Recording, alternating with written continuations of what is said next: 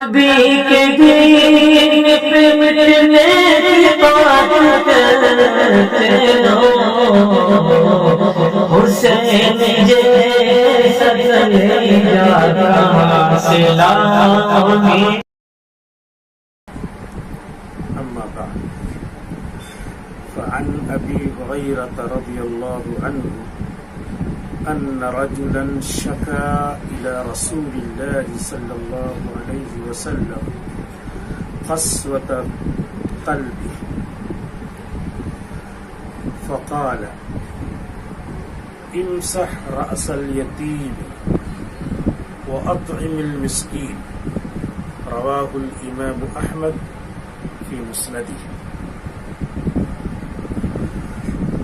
ناظرین کرام، اللہ رب العزت کے فضل و کرم سے رمضان المبارک کی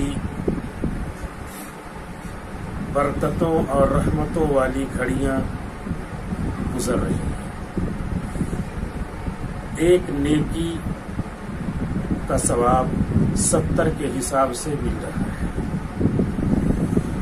جتنے بھی نیک کام ہیں ہمیں سوچ سوچ کر اس مبارک مہینے میں کر لینا چاہیے، تاکہ خدا کی رحمت جوش میں ہے، اللہ کی رحمت بارش کی طرح برس رہی ہے، ہمیں وہ نصیب ہو جائے۔ صحابہ کرام کا یہی مزاج تھا۔ چنانچہ ایک صحابی حضور اکرم صلی اللہ علیہ وسلم کی خدمت میں اس مقصد سے آ گئے کہ اللہ کے رسول کی ذات جو محبت وحی ہے موجود ہے، ابھی اپنا علاج کروا لوں، ابھی جو بھی دل میں بات آ رہی ہے پوچھ لوں۔ حاضر خدمت ہوئے اور اللہ کے رسول صلی اللہ علیہ وسلم سے عرض کیا کہ اے اللہ کے رسول، میں بڑا سخت دل واقع ہوا ہوں، اس کا کوئی علاج تجویز فرما دیجیے۔ میں سنگ دلی کا مریض ہوں۔ اللہ کے رسول صلی اللہ علیہ وسلم نے فرمایا، تمہاری سنگ دلی کا علاج 2 باتوں میں ہے۔ پہلی بات یہ ہے کہ تم یتیموں کے سر پہ ہاتھ پھیرا کرو۔ اگر ایسا کرو گی تو اس کا اثر تمہارے دل تک پہنچے گا، تمہارا دل سختی سے نرمی کی طرف مائل ہوگا۔ ظاہر کا اثر باطن پر پڑتا ہی ہے۔ روزے کی حالت میں ٹوپی گیلی کر کے یا رومال گیلا کر کے سر پہ رکھیے تو اندر اس کی خنکی محسوس ہوتی ہے، ظاہر کا اثر اندرون میں پڑتا ہے۔ اللہ کے رسول صلی اللہ علیہ وسلم نے فرمایا، یتیم کے سر پہ ہاتھ پھیرو گے تو تمہارا دل نرم ہوگا۔ چنانچہ ایک دوسری حدیث میں اللہ کے رسول صلی اللہ علیہ وسلم نے ارشاد فرمایا ہے، تمہارا ہاتھ یتیم کے سر پر جب پڑے گا تو ہاتھ کے نیچے جتنے بال آئیں گے اتنی نیکیاں ملیں گی۔ یہ آخرت کا اجر ہے، اور دنیا میں تمہارا دل نرم ہو جائے گا۔ اس نرمی کی بنیاد پہ تمہارے اندر خرچ کرنے کا جذبہ پیدا ہوگا۔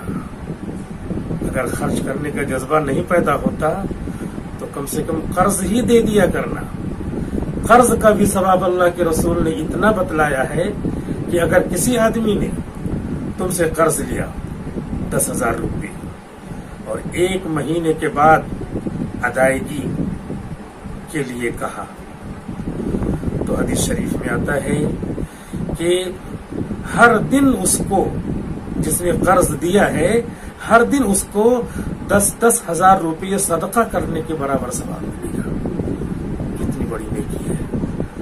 اور اگر 1 مہینہ گزرنے کے بعد اس نے ادا کرنے سے معذوری ظاہر کر دی، کہا میں نہیں ادا کر پاؤں گا، اور اس نے مہلت دے دیا، 1 مہینے کی مہلت دے دیا، تو 1 مہینے کے بعد ہر دن اس کو 20 ہزار صدقہ کرنے کے برابر ثواب ملے گا۔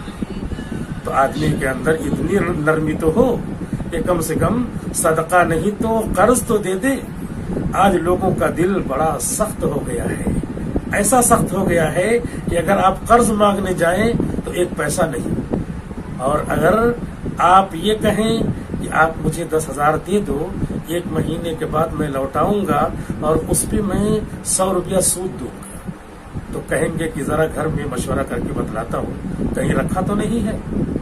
یہ حالت ہو گئی ہے۔ سود دینے کے لیے پیسہ موجود ہے لیکن قرض دینے کے لیے نہیں، اس لیے کہ ہم کو آخرت مطلوب ہی نہیں ہے۔ آخرت مطلوب بنائیں تو اجر ہم سمیٹ سکتے ہیں۔